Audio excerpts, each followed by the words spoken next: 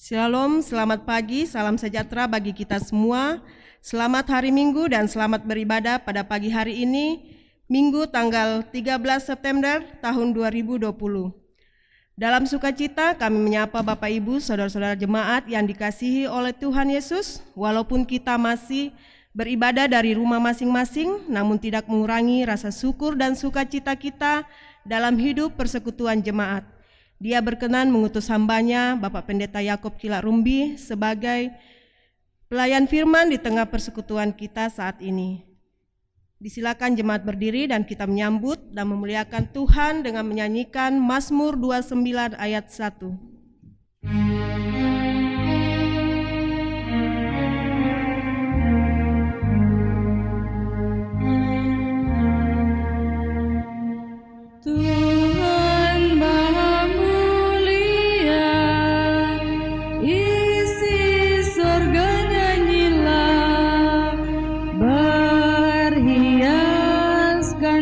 Kudus, menyembahlah bersujud, suara Tuhan bergemuruh, hingga air samudra surut, suara Tuhan berkuasa, kini dan sepanjang masa. Kita mulai ibadah ini. Bahwa pertolongan kepada kita dalam ibadah di Minggu 13 September 2020 adalah di dalam nama Bapa dan Anak dan Roh Kudus.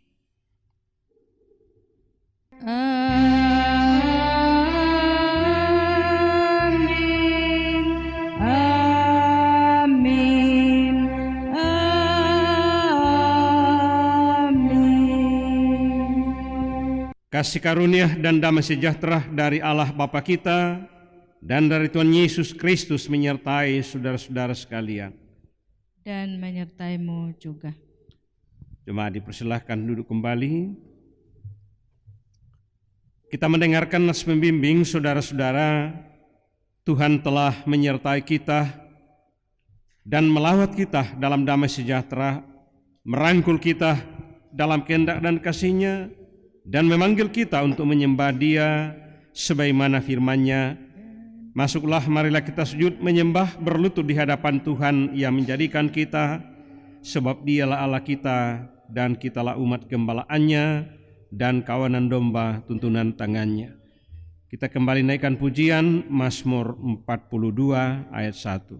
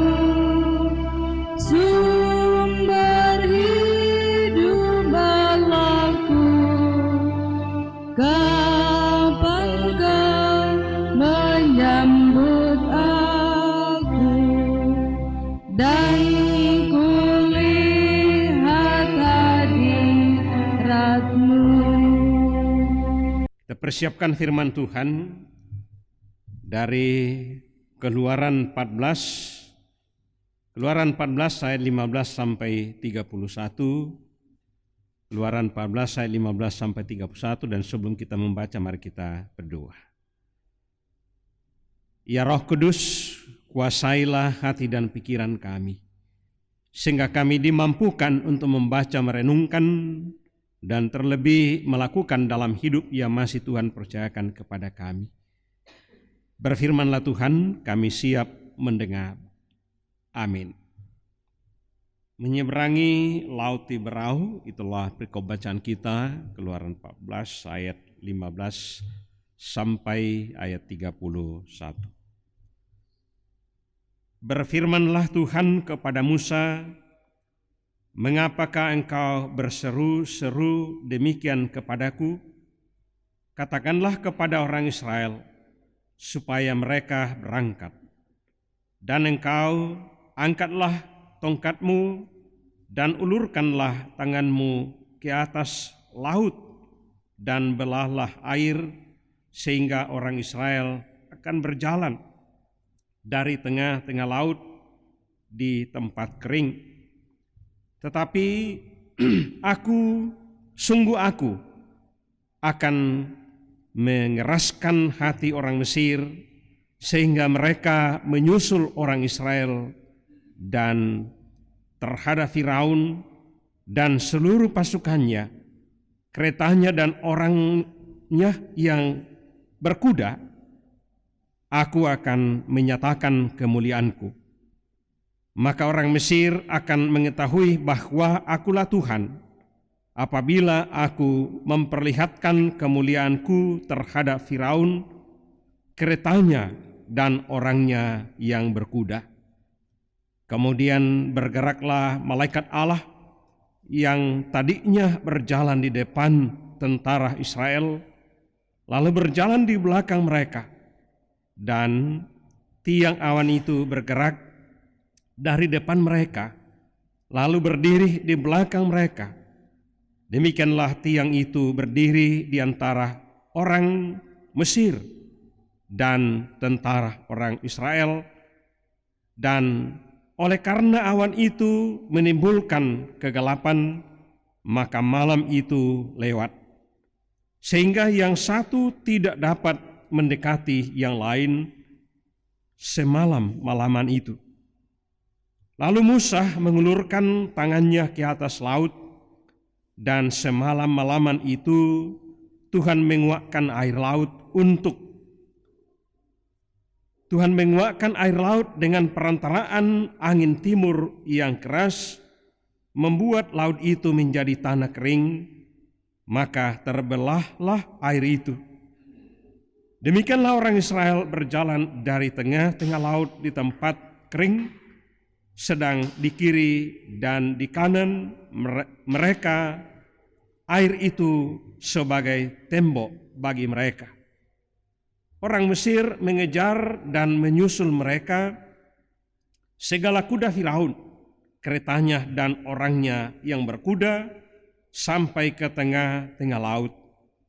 Dan pada waktu jaga pagi, Tuhan yang di dalam tiang api dan awan itu memandang kepada tentara orang Mesir, lalu dikacaukannya tentara orang Mesir itu. Ia membuat roda keretanya berjalan miring dan maju dengan berat, sehingga orang Mesir berkata, "Marilah kita lari meninggalkan orang Israel, sebab Tuhanlah yang berperang untuk mereka melawan Mesir." Berfirmanlah Tuhan kepada Musa, "Ulurkanlah tanganmu ke atas laut, supaya air berbalik meliputi orang Mesir, meliputi kereta mereka dan orang mereka yang berkuda."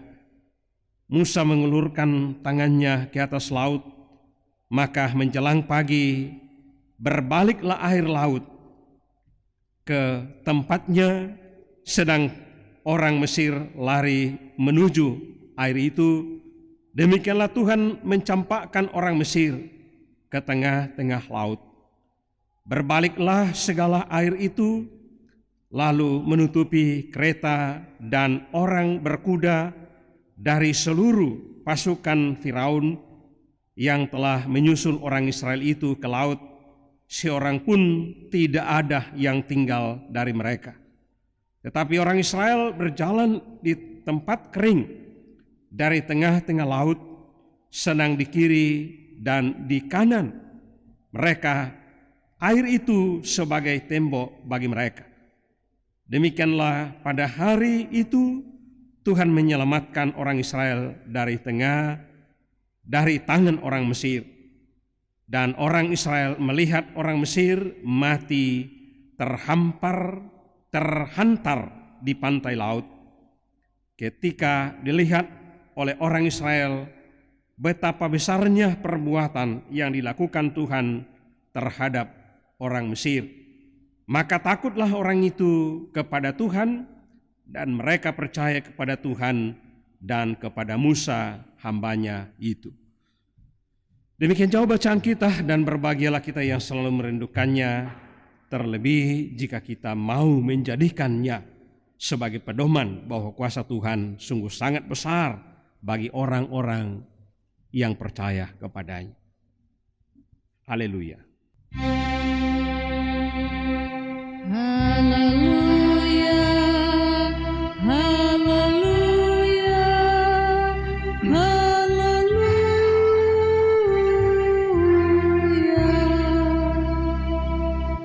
Jemaat Tuhan yang kasih dalam Yesus Kristus, tema kita pada pagi hari ini di Minggu 13 September 2020, orang Mesir dan orang Israel menyaksikan kuasa dan kemuliaan Tuhan. Orang Mesir dan orang Israel menyaksikan kuasa dan kemuliaan Tuhan. Jemaat Tuhan yang kasih dalam Yesus Kristus, kita semua mungkin masih ingat dari sekolah minggu kita diajarkan bagaimana Musa memimpin bangsa Israel keluar dari tanah Mesir, tanah perbudakan. Peristiwa orang Israel menyeberang Laut Merah dalam bacaan kita, atau Laut Teberau atau Laut Kolsum, ada 3 nama, terjadi dalam keadaan yang sangat berbahaya dan hampir pasti mencemaskan. Pertama, mereka sedang dikejar oleh pasukan Firaun, raja Mesir yang mempunyai persenjataan yang tidak seimbang dengan orang Israel. Kedua, mereka harus menyeberangi lautan tanpa peralatan, menyeberang sama sekali. Kisah ini merupakan salah satu kisah yang sangat memegang atau sangat menegangkan dalam sejarah perjalanan orang Israel menuju tanah Kanaan. Peristiwa tersebut sangat dramatis dan selalu menarik untuk membacanya, baik oleh orang yang mempercayai kisahnya maupun yang kurang atau tidak percaya. Karena peristiwa itu sangat ajaib, di mana Musa dipakai oleh Tuhan menyatakan kuasa dan kehendak Allah. Dalam perjalanan hidup orang Israel, Musa merupakan tokoh penting yang dipakai oleh Tuhan. Perjalanan hidup Musa sendiri mengalami pasang surut. Lahir dari keluarga Ibrani, keturunan Lewi, baik ibu maupun bapaknya. Lalu dia diadopsi oleh putri Firaun setelah masa balitanya. Disusui oleh inang penyusu yang adalah ibunya sendiri. Masa berikutnya Musa hidup di istana Firaun sampai ia dewasa. Sikap solider Musa terhadap penderitaan orang Ibrani atau orang Israel dan keberaniannya melawan kebijakan Firaun membawanya harus berguru di Midian pada seorang imam yang sekaligus menjadi mertuanya di kemudian hari. Dari sanalah Tuhan kemudian memanggil dan mengutus Musa untuk suatu tugas yang sangat berat, yakni membawa umat Israel keluar dari perbudakan di Mesir. Jemaat Tuhan, Musa tidak serta-merta menerima penugasan tersebut. Ada penolakan dengan berbagai alasan yang sangat masuk akal, tetapi pada akhirnya diterima juga setelah Tuhan memberikan jaminan. Musa menerima panggilan Tuhan meskipun harus penuh tantangan. Kehadiran Tuhan dalam pergumulan orang Israel perlu mendapat porsi waktu yang lebih banyak. Ada dua pokok pergumulan umat Israel dalam pembacaan kita. Pertama, bagaimana menyeberangi laut tanpa perahu atau kapal. Dan yang kedua, bagaimana menghadapi pasukan Firaun yang sudah ada di belakang mereka dengan persenjataan lengkap. Itulah dua peristiwa yang harus dipimpin oleh Musa. Pergumulan itu dijawab dengan dua mujizat. Persoalan laut langsung dijawab oleh Tuhan dengan membuat air laut terbelah sehingga ada tanah yang kering di mana mereka bisa berjalan, dalam ayat 21. Dalam bacaan ini, dua kali Tuhan hadir dalam situasi krisis pada waktu berhadapan dengan Firaun, tentara Firaun, yakni waktu masih di pantai dan tersusul oleh pasukan Mesir. Lalu Tuhan membatasi mereka dengan tiang awan yang gelap sehingga tidak bisa saling mendekati. Peristiwa kedua, pada waktu mereka sudah berada di tengah laut dan kembali disusul oleh tentara Firaun. Hampir pasti ini lebih menegangkan dibanding waktu masih di pantai. Sekali lagi, Tuhan dan kehadirannya jauh lebih dahsyat. Karena selain sedang diburu dan juga di sekitarnya air laut. Pada saat Stefanus juga, kita lihat dalam Kisah Rasul, diadili imam besar. Salah satu yang dijelaskan adalah tanda mujizat yang dikatakan Tuhan di Laut Merah atau Laut Tiberau. Tanda mujizat ini dilakukan oleh Tuhan dalam rangka membebaskan umat Israel dari pembebasan di Mesir. Jadi sempat dikutip oleh Stefanus di hadapan pengadilan. Kadang kita tidak sadar bahwa dalam masa sulit itu sesungguhnya Tuhanlah yang menolong kita.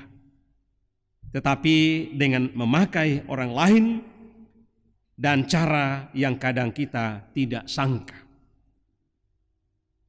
Kita berharap masalah wabah COVID-19 akan selesai. Dan pasti banyak di antara warga jemaat yang punya pengalaman pribadi lolos dari wabah mematikan dan menakutkan ini. Bahwa Tuhanlah yang berkuasa, bukan karena kemampuan. Karena itu bacaan kita menjelaskan bahwa orang Mesir dan orang Israel sama-sama menyaksikan kuasa dan kemuliaan Tuhan.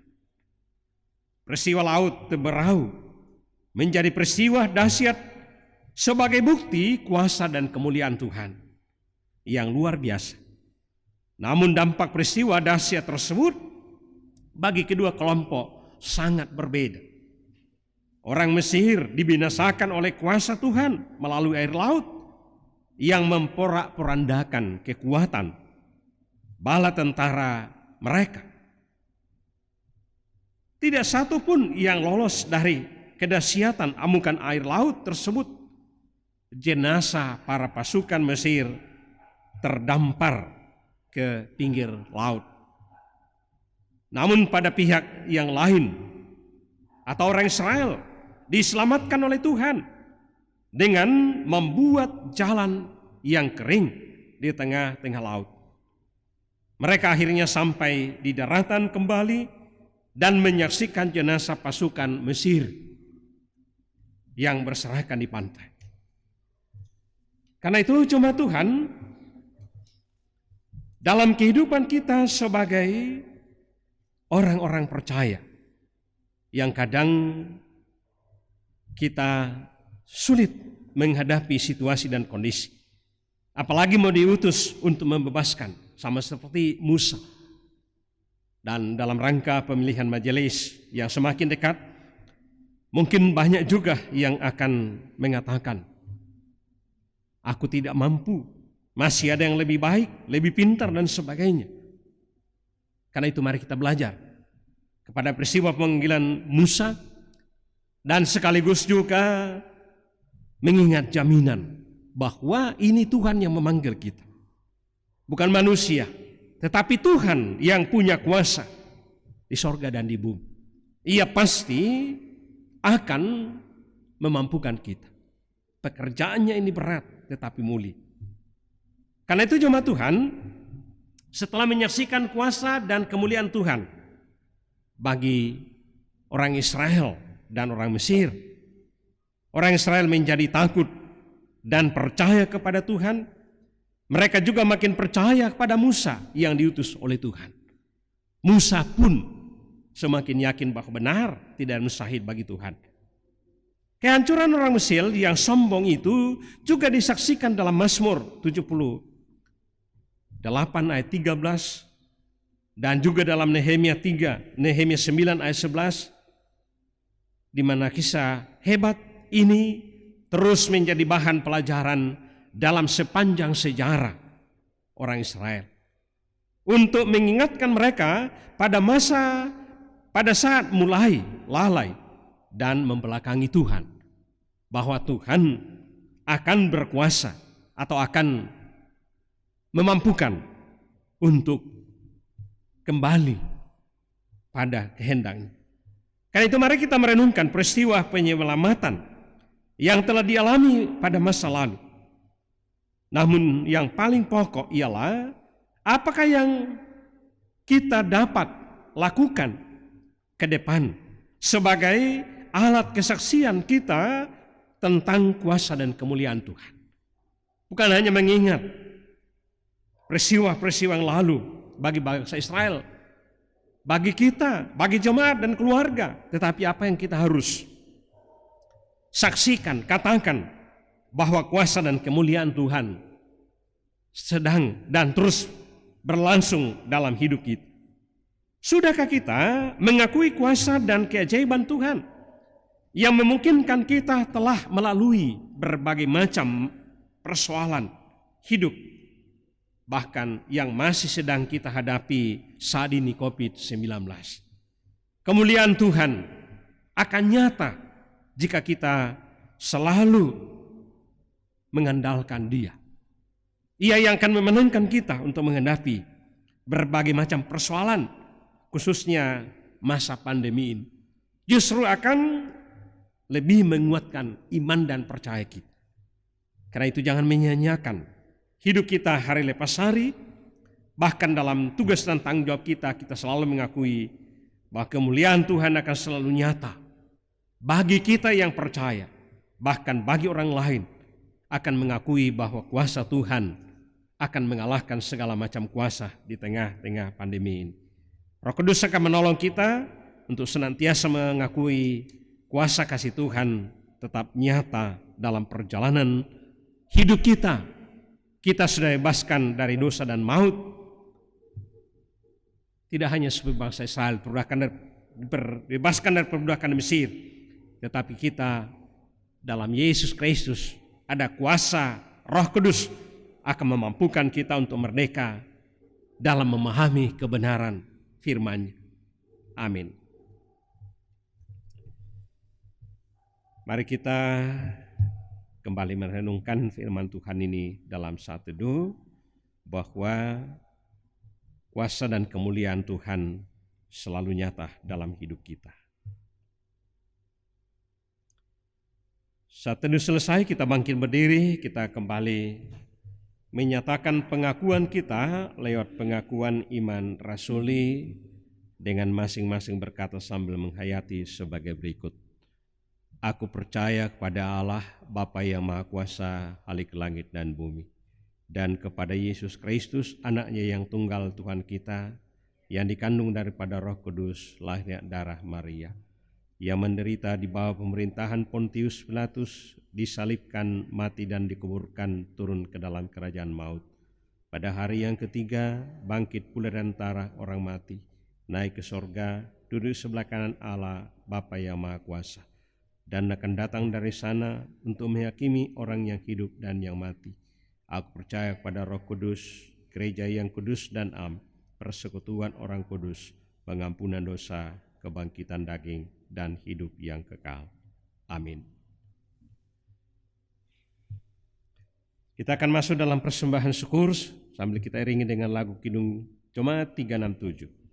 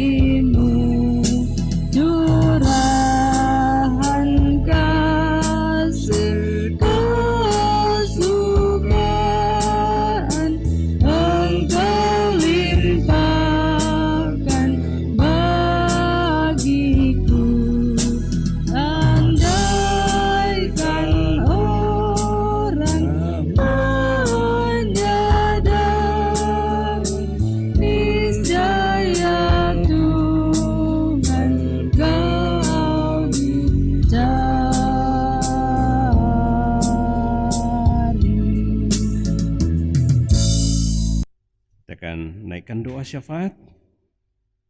Mari kita berdoa. Terima kasih ya Allah, Engkau telah menyertai kami, bahkan melayakkan dan perkenankan kami menghampiri kemuliaan kesucian-Mu dalam ibadah hari Minggu ini. Dalamnya kami telah membaca merenungkan firman-Mu, bagaimana kami harus selalu memahami dan mengakui kuasa dan kemuliaan Tuhan yang selalu nyata dalam kehidupan kami. Di masa lalu dan terlebih di masa-masa yang datang, akan terus kami andalkan bahwa Engkau yang sudah menyertai kami selama ini, sama seperti Musa telah membebaskan bangsa Israel dari perbudakan di Mesir 450 tahun, akan menyertai dalam perjalanan 40 tahun di padang gurun. Demikian pun kami yang sudah dibebaskan dari dosa dan maut, mampukan kami untuk selalu memahami jaminan kebebasan ini. Kuasa dan kemuliaan-Mu akan senantiasa nyata dalam hidup pribadi, hidup rumah tangga dan persekutuan kami, sehingga terus-menerus kami mampu bersaksi bahwa kami ini adalah umat kepunyaan Allah. Bapa di sorga, perlengkapi kami juga dengan kekuatan fisik, kesehatan, hikmat dan kearifan, supaya secara jasmani dan rohani kami mampu melanjutkan hidup ini, tugas dan tanggung jawab kami. Bahkan terlebih kami sebagai saksi-saksi yang hidup untuk dapat dibaca, dapat dilihat, dapat diteladani dan dicontoh oleh semua orang di sekitar kami dimanapun kami berada. Bapa di sorga, kami mendoakan jemaat-Mu Engkau mengenal Kami boleh beribadah bersama kepadamu sekalipun dari rumah masing-masing. Tapi kami sama dan satu dalam persekutuan ibadah hari Minggu saat ini. Kami mohon berkat-Mu yang sama akan selalu tercurah dalam kehidupan kami.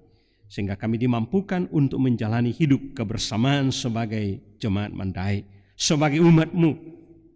Bapa di sorga, kami mendoakan keberadaan jemaat Tuhan di rumah masing-masing. Tuhan senantiasa hadir sebagai tamu yang tetap, sebagai penolong yang sejati, penjaga siang dan malam, baik di rumah maupun di saat mereka dalam perjalanan ke tempat kerja, ke sekolah, ke kampus, atau bermacam-macam aktivitas jemaat Tuhan. Bapa di sorga, kami juga mendoakan yang bersukacita oleh karena pertambahan usia. Kami mendoakan Linawati, Ibu Sophia, dan Tresia Panggalo pada tanggal 8 September berulang tahun. Adelista, Reni, dan Bapak Tombi pada tanggal 9 September.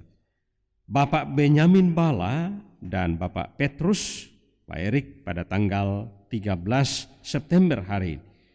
Bahkan mungkin masih ada yang tidak kami sebut satu persatu, juga bertambah usia, bahkan berbagai macam sumber sukacita lainnya. Pertambahan usia pernikahan, mendapatkan pekerjaan, lulus, bahkan bermacam-macam yang mendatangkan kesenangan, kebahagiaan. Sempurnakan Tuhan, sehingga tidak hanya masa lalu, keberhasilan boleh lalui, tetapi terlebih ke depan akan selalu mengandalkan Dikau untuk terus melangsungkan tugas tanggung jawab mereka. Bapa di sorga, kami juga mendoakan yang sedang dalam kelemahan tubuh, khususnya Nyonya Hana Yos yang masih sedang rawat jalan di rumah. Mungkin juga masih ada yang lain Engkau mengenal nama dan tempat mereka. Karena Tuhan kuatkan iman mereka, mampukan untuk terus mengakui jaminan yang sama untuk memperoleh kesembuhan, bahwa iman pengharapan mereka menerima tindakan para medis rawat jalan yang sudah, sedang, dan masih akan diupayakan, pun berkat-Mu makanan, minuman, obat-obatan, ramuan, sehingga benar satu saat hamba-hamba-Mu yang sedang mengalami kelemahan tubuh ini akan boleh pulih secara sempurna. Bahkan umat-Mu dimanapun mereka berada, di rumah-rumah sakit atau dimanapun, mampukan para medis untuk menolong dan menyembuhkan mereka. Bapa di sorga, kami juga mendoakan berbagai program kami dalam jemaat. Tuhan selalu memampukan kami untuk mendukung dalam berbagai bentuk dukungan, khususnya persembahan hari Minggu saat ini. Bahkan persembahan bulanan, sentralisasi pembangunan, dan berbagai macam bentuk dukungan lewat persembahan.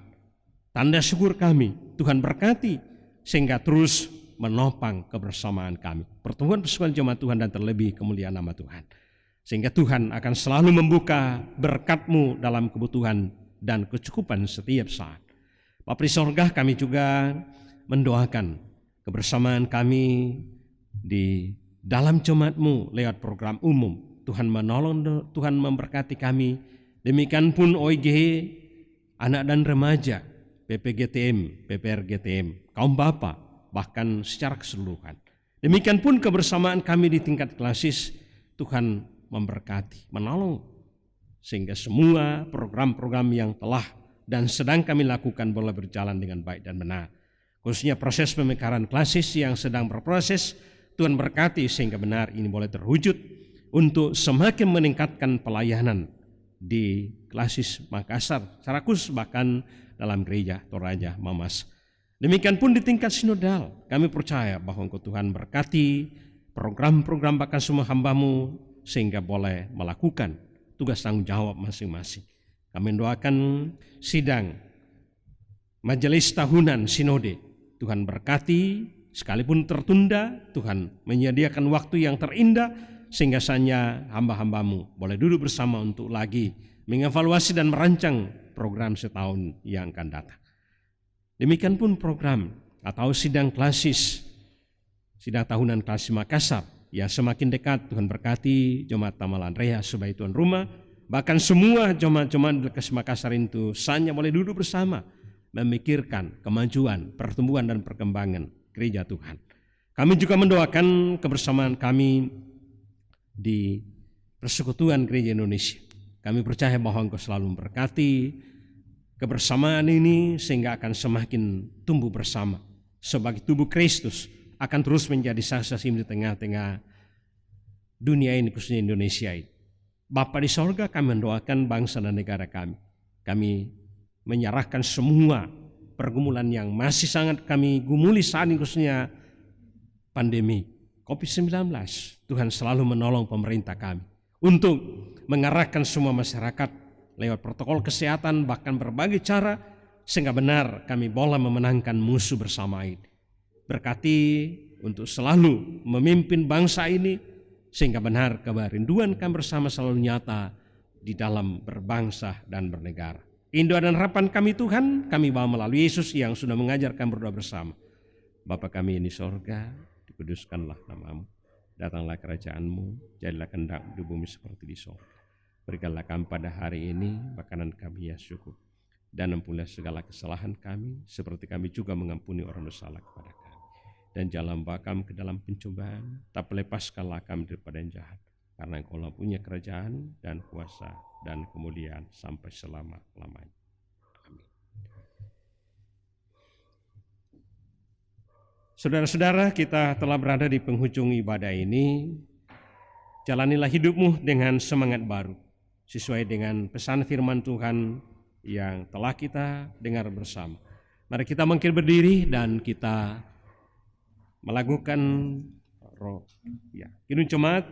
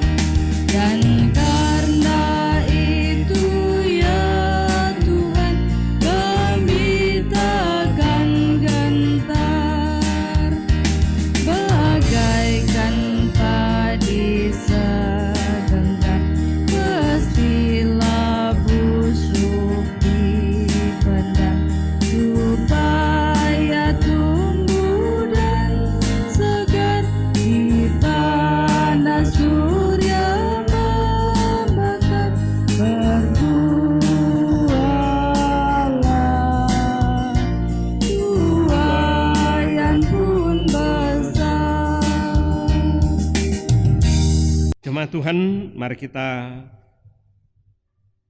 kembali atau meneruskan hidup ini, bahkan menjalaninya dengan kekuatan iman sesuai dengan amanat firman Tuhan, serta jadilah berkat bagi sesama dengan iman, terimalah berkat Tuhan sebagai jaminannya.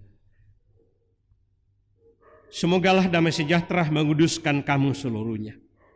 Semoga roh, jiwa, dan tubuhmu terpelihara sempurna dengan tidak bercacat celah dalam mengandalkan kuasa dan kemuliaannya, akan senantiasa nyata dalam perjalanan hidup kita saat ini sampai selama-lamanya. Amin.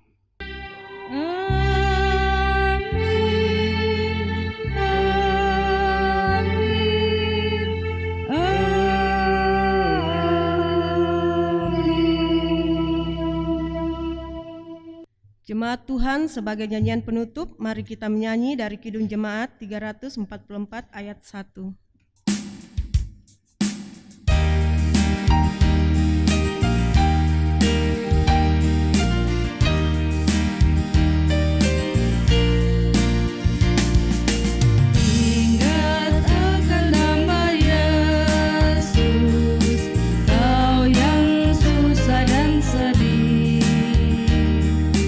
Nama itu menghiburmu,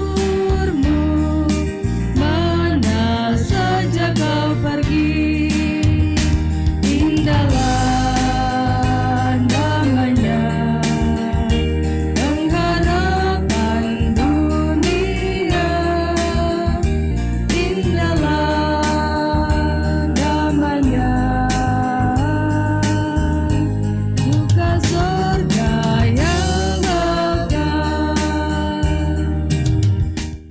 Demikianlah ibadah kita Minggu 13 September 2020.